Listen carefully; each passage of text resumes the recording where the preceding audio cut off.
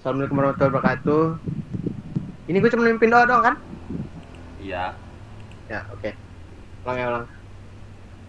Baik, Assalamualaikum warahmatullahi wabarakatuh. Rekan-rekan semua. Waalaikumsalam warahmatullahi wabarakatuh. Baiklah rekan-rekan, untuk mengawali perkuliahan kita pada pagi hari ini, alangkah baiknya kita berdoa agar apa yang didapatkan pada perkuliahan pagi hari ini menjadi kebaikan untuk kita semua, untuk orang-orang terdekat, untuk nusa dan bangsa. Berdoa menurut agama dan kepercayaan masing-masing. Ulang. Serius. Baik, Assalamualaikum warahmatullahi wabarakatuh. Rekan-rekan semua, untuk mengawali perkuliahan kita pada pagi hari ini, alangkah baiknya kita berdoa agar apa yang didapatkan pada perkuliahan ini menjadi kebaikan untuk kita semua, untuk nusa dan bangsa, untuk orang-orang terdekat kita. Berdoa menurut agama dan kepercayaan masing-masing. Berdoa dimulai.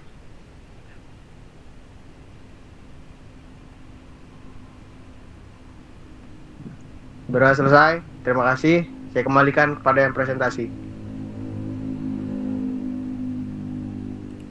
Baik, di sini kami dari kelompok 6 akan mempresentasikan hasil kerja kelompok kami dengan judul Strategi Pembelajaran Kontekstual.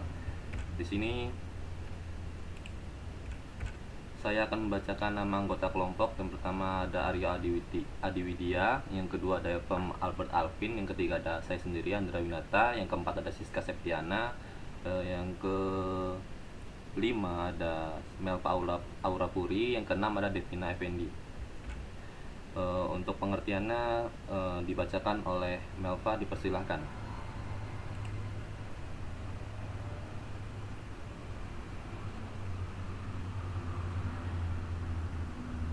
Strategi pembelajaran kontekstual atau sering disebut CTL merupakan strategi pembelajaran yang menekankan pada proses keterlibatan siswa secara penuh untuk dapat menentukan hubungan antar materi yang dipelajari dengan realita kehidupan.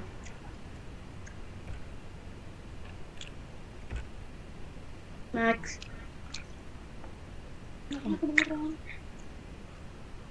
Konsep dasar. CTL menekankan pada ketertiban siswa dalam pembelajaran waktu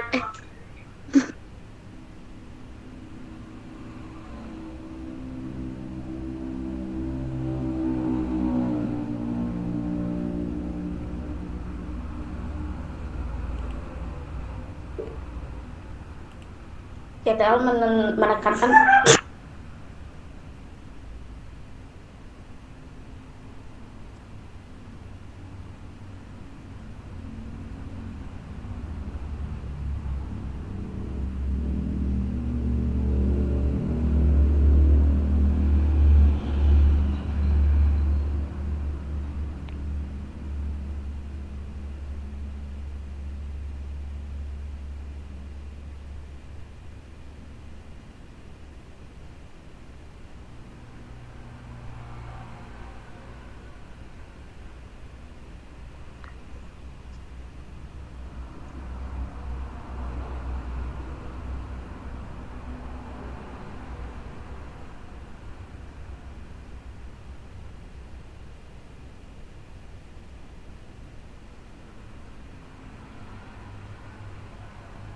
Ini gimana ya? Mau diulang lagi? Nana serius, G. nggak usah.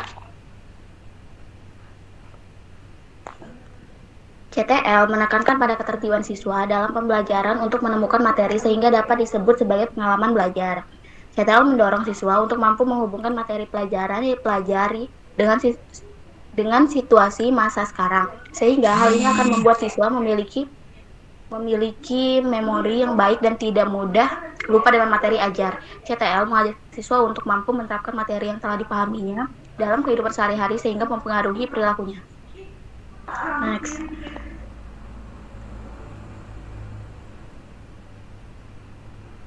Next.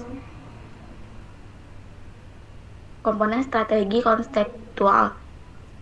Konstruktivisme merupakan komponen yang mengarahkan siswa kepada perkembangan cara berpikir peserta didik dengan cara bekerja sendiri, menemukan sendiri, serta mengkonstruksikan sendiri pengetahuan dan juga keterampilannya yang baru mengenai fakta-fakta yang telah ditemukan tersebut. Menemukan inquiry. Komponen ini merupakan suatu proses pembelajaran yang berdasar kepada proses pencarian, penemuan melalui proses berpikir secara terstruktur dan sesuai dengan aturan dan berpikir secara kritis. Next. Yang ketiga, bertanya. Bertanya merupakan suatu strategi yang memang telah biasa kita temui dalam keberlangsungan pembelajaran. Bertanya dalam proses belajar merupakan suatu strategi untuk mendorong, membimbing, dan juga menilai kemampuan peserta didik dalam pembelajaran tersebut. Yang keempat, masyarakat belajar, yaitu bahwa guru membagi peserta didik menjadi beberapa kelompok secara heterogen sehingga akan terlihat kerjasama dalam kelompok tersebut. Next.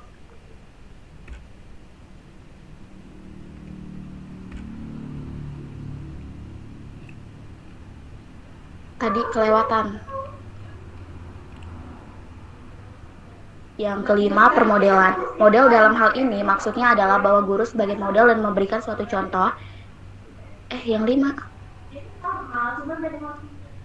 Model dalam hal ini maksudnya adalah bahwa guru sebagai model dan memberikan suatu contoh yang dapat ditiru oleh peserta didik. Oleh sebab itu, setiap tindakan, pemikiran, dan perilaku guru menjadi objek yang sangat penting dan menjadi hal yang disoroti oleh peserta didik. Yang keenam, refleksi. Refleksi merupakan upaya untuk melihat, mengorganisir, menganalisis, mengklarifikasi, dan mengevaluasi hal-hal yang telah dipelajari. Next.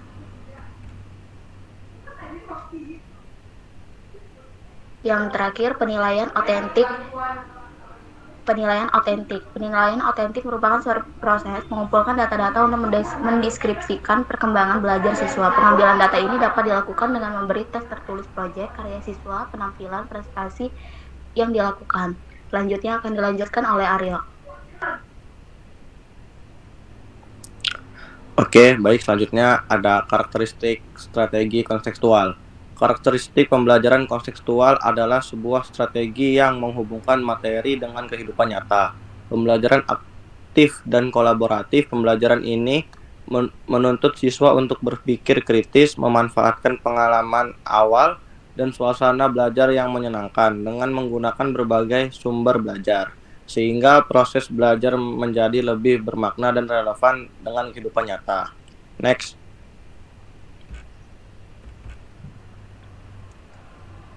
Langkah-langkah strategi kontekstual. 1. Mengembangkan pemikiran siswa dalam melakukan kegiatan belajar supaya lebih bermakna. Yang kedua, melaksanakan kegiatan inquiry untuk semua topik yang diajarkan. Yang ketiga, mengembangkan sifat ingin tahu melalui pertanyaan-pertanyaan. Yang keempat, menciptakan masyarakat belajar, artinya membagi kelompok peserta didik secara heterogen. Next. Langkah-langkah strategi konseptual. 1.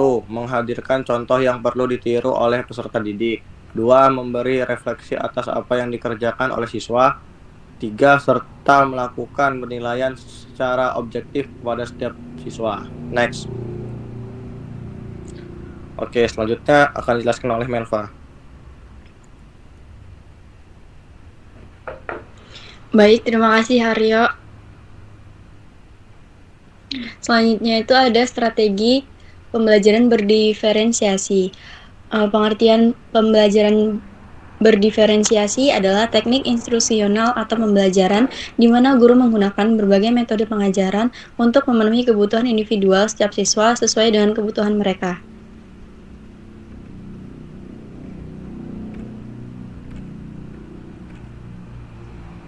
Next. Next, enggak?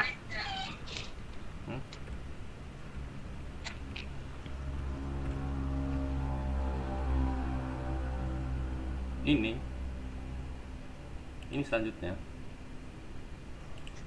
Slide yang selanjutnya, tujuan yang slide selanjutnya.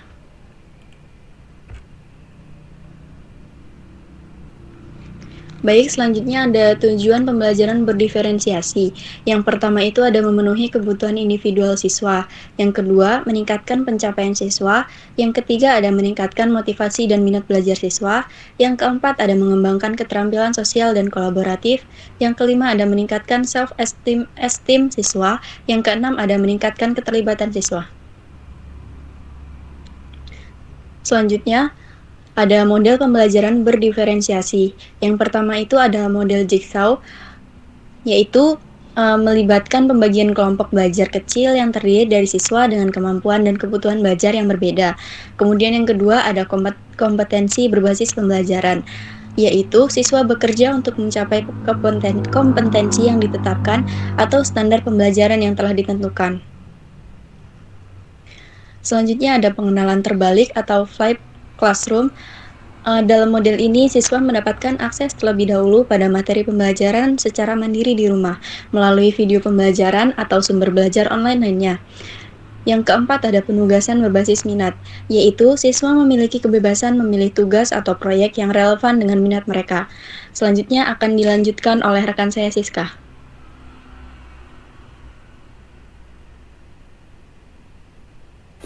Baik, model pembelajaran berdiferensi selanjutnya yaitu rotasi stasiun, yang mana dalam model ini siswa membagi waktu mereka ke dalam stasiun-stasiun belajar yang berbeda. Setiap stasiun memiliki kegiatan atau tugas yang berbeda sesuai dengan kebutuhan belajar siswa. Next.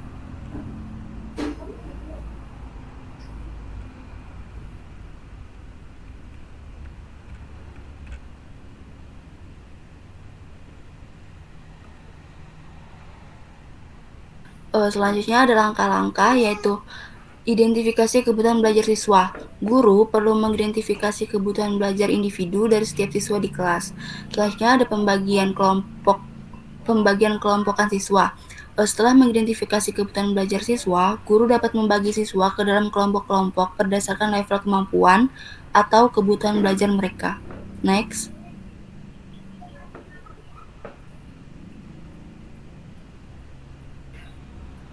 Penyesuaian aktivitas dan materi.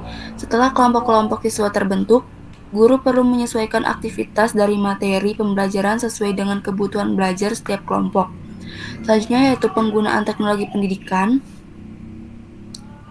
Teknologi pendidikan ini dapat menjadi alat yang berguna dalam implementasi pembelajaran berdiferensiasi. Next.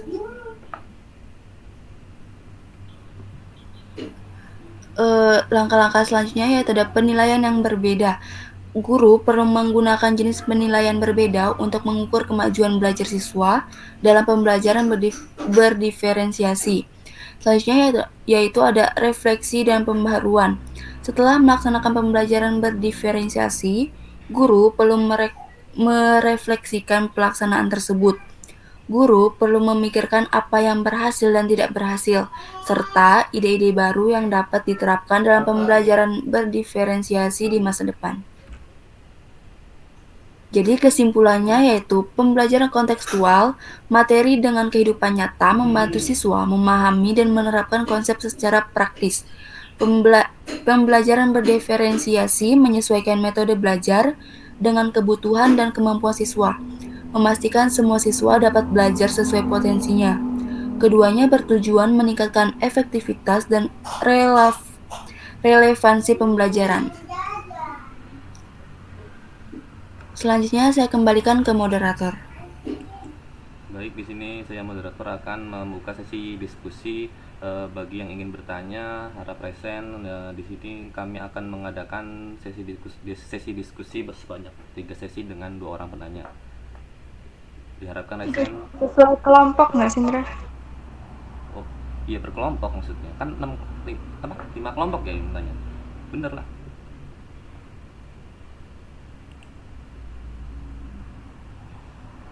Bagi kelompok 1 dipersilahkan.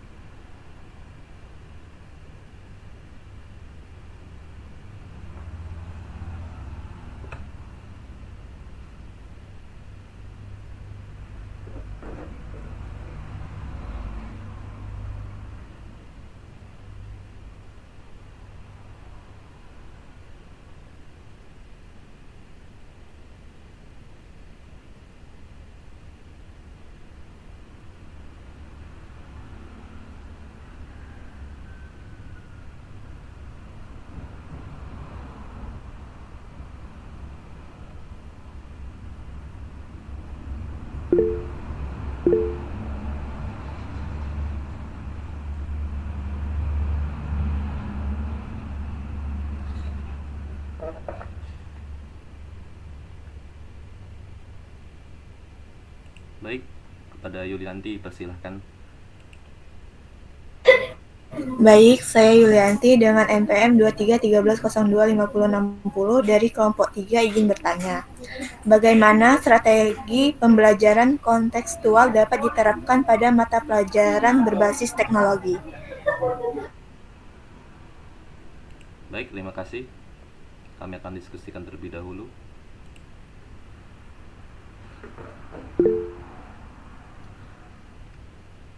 Baik, kepada Suci dipersilahkan.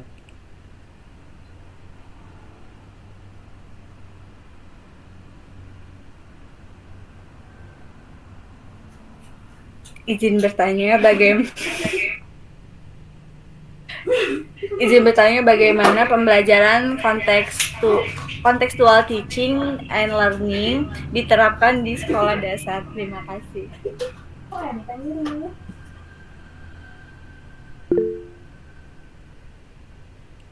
Baik, kepada Sawal dipersilahkan. Baik, sebelumnya saya Saul Pratama dengan ujung NPM 46, saya dari kelompok 5. Saya ingin bertanya bagaimana pembelajaran kontekstual dapat diintegrasikan dengan kurikulum yang ada pada saat ini. Terima kasih.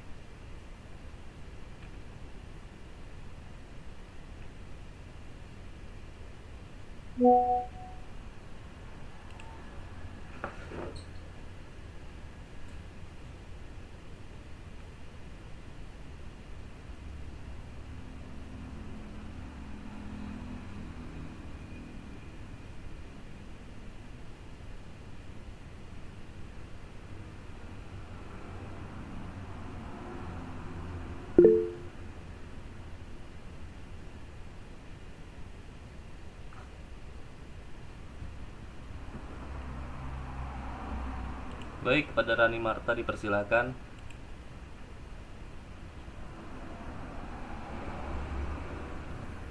Saya Rani Marta Dewi dengan ujung NPM 52.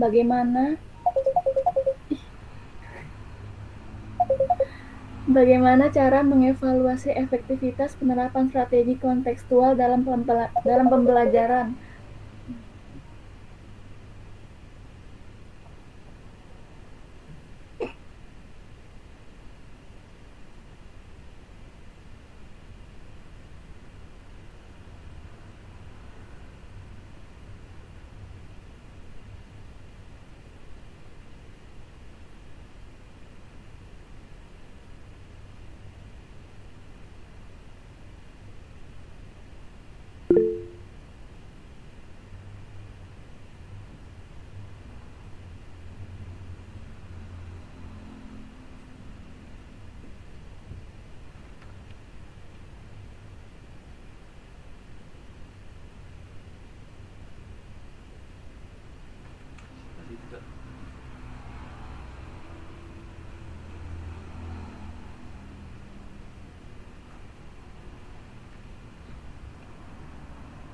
Baik, kepada Alia Yuri dipersilahkan.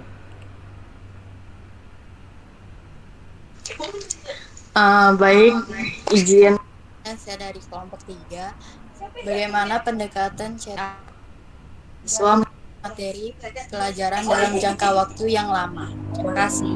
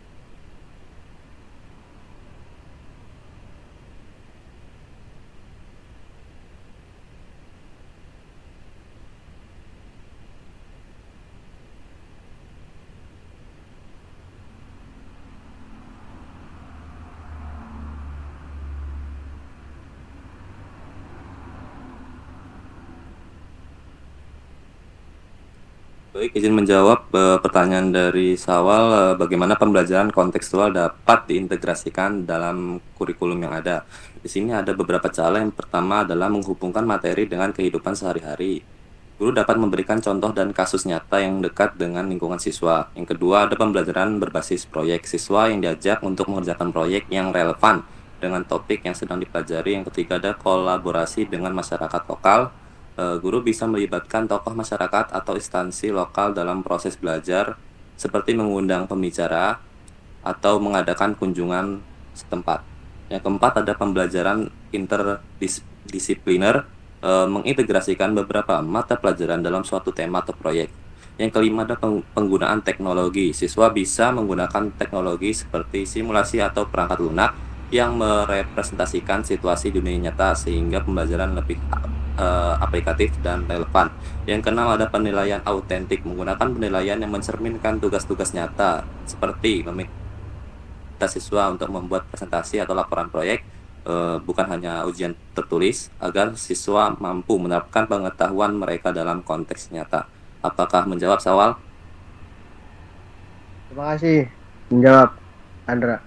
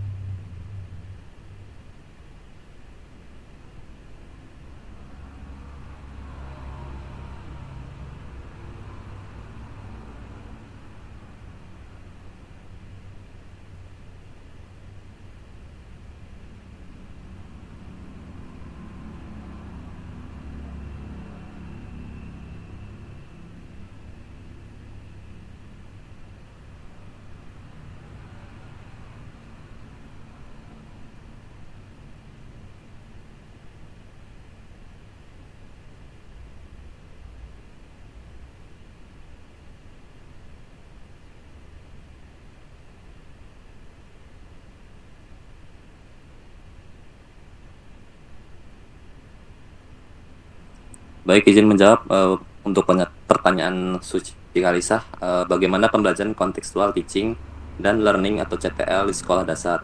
Di sini pembelajaran kontekstual teaching and learning CTL di sekolah dasar adalah pendekatan yang mengaitkan materi pembelajaran dengan konteks dunia nyata yang relevan bagi siswa, bertujuan agar siswa dapat menghubungkan pengetahuan yang mereka pelajari di kelas dengan kehidupan sehari-hari. Di sini prinsip utama CTL itu meliputi yang pertama adalah konstruktivisme. Siswa membangun pengetahuan mereka sendiri melalui pengalaman belajar. Yang kedua ada inquiry, atau CTL ini mendorong siswa untuk belajar melalui eksplorasi dan penemuan. Yang ketiga adalah belajar dalam komunitas. Siswa belajar secara kolaboratif dengan teman sebayanya, berbagi ide, dan mendiskusikan masalah yang dihadapi. Yang keempat adalah pemodelan. Guru memberikan contoh nyata dalam proses pembelajaran seperti menunjukkan langkah-langkah penyelesaian masalah secara langsung sehingga siswa bisa menirunya. Yang kelima adalah penilaian autentik. Penilaian dalam CTL ini berdasarkan pada tugas-tugas nyata yang mencerminkan kemampuan siswa untuk menerapkan pengetahuan di luar kelas. Sedangkan penerapan CTL di sekolah dasar biasanya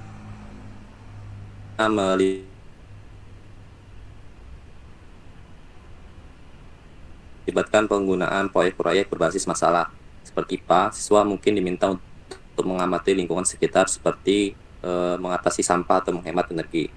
Pendekatan ini efektif dalam meningkatkan keterlibatan dan pemahaman siswa serta membantu mereka mengembangkan keterampilan berpikir kritis dan problem solving sejak dini. Apakah menjawab, Suci Alisa?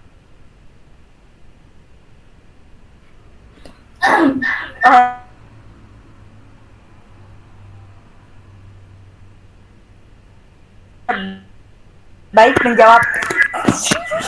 Maaf ya, maaf.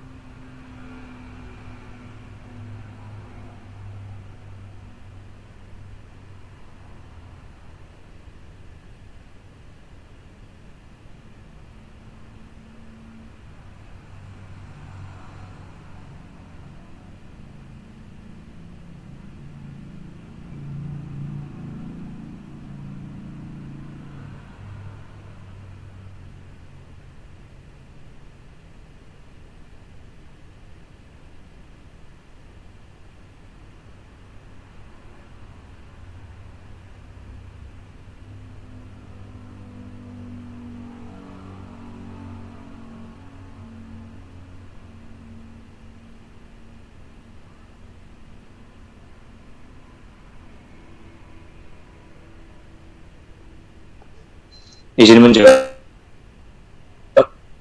dari pertanyaan Alia Yuri, mengingat materi pelajaran dalam jangka waktu yang lama.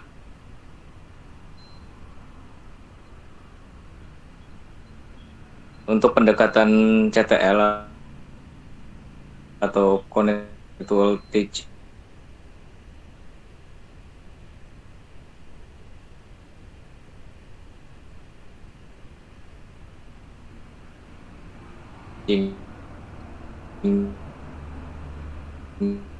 and learning atau pembelajaran atau kehidupan sehari-hari. Yang pertama ada pembelajaran kontekstual.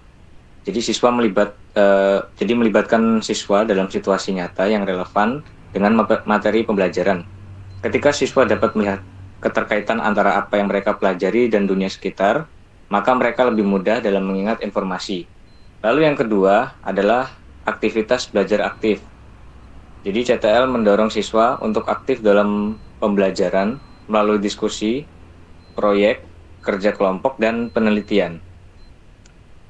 Keterlibatan aktif ini meningkatkan pemahaman dan daya ingat dikarenakan siswa tidak hanya mendengar informasi, tetapi juga menggunakannya secara praktik. Bagaimana? Saya kembalikan ke moderator.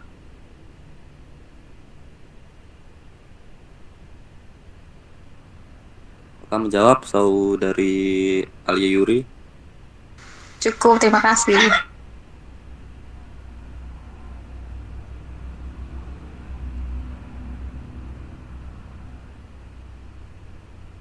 Baik, di sini saya akan membacakan pertanyaan dari Yulianti. Bagaimana strategi pembelajaran kontekstual dapat diterapkan pada mata pelajaran berbasis teknologi?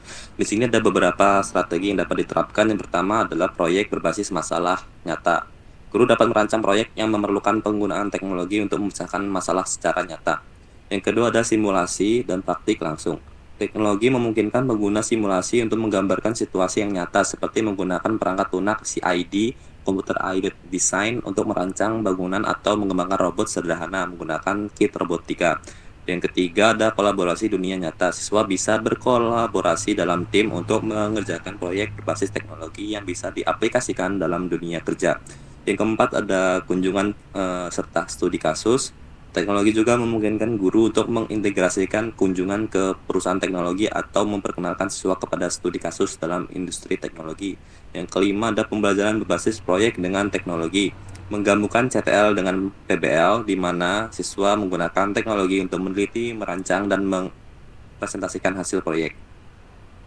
Yang keenam ada penilaian autentik berbasis teknologi. Dalam pembelajaran berbasis teknologi, guru dapat menilai siswa berdasarkan proyek nyata mereka buat, seperti program, aplikasi, atau desain berbasis teknologi lainnya, bukan hanya tes tertulis. Apakah menjawab, Saudari Yulianti? Baik, cukup. Terima kasih.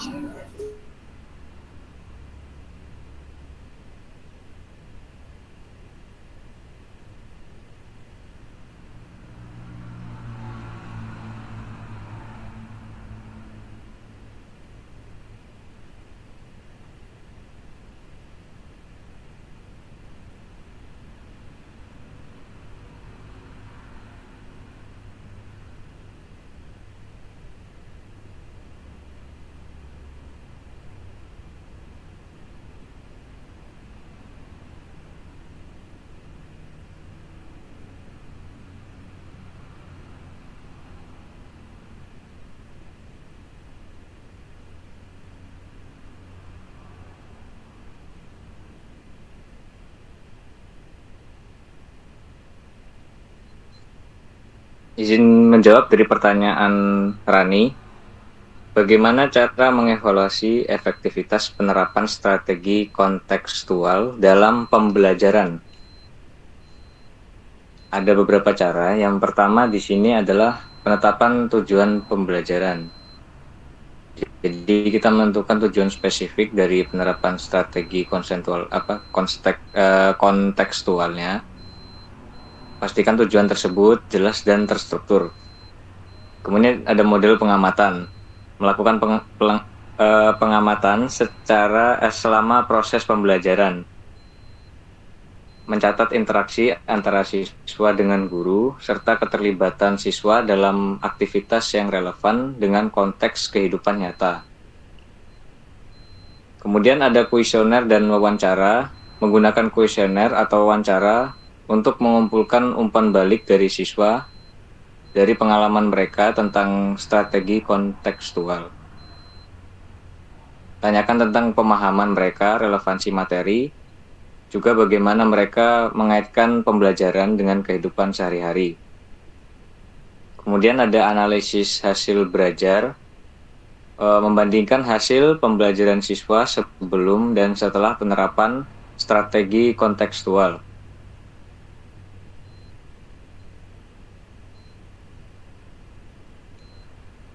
Kemudian ada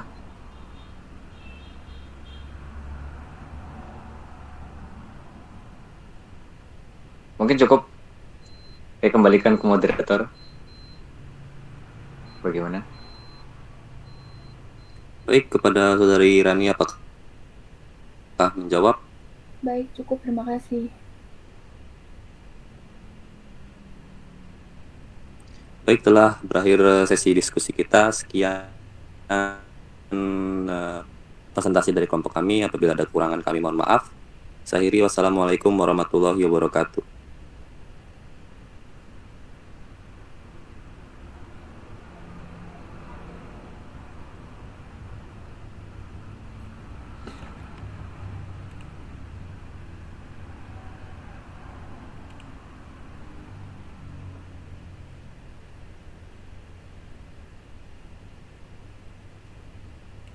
Wal, tutup wal.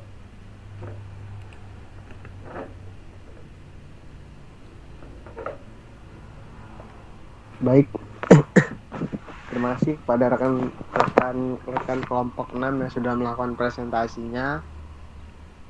Jadi kita tadi sudah membuka dengan doa, langkah baiknya kita tutup dengan doa agar apa yang didapatkan pada pembelajaran kali ini akan menjadi suatu kebaikan untuk kita semua, untuk orang-orang terdekat kita semua. Berdoa menurut agama dan kepercayaan masing-masing, berdoa mulai.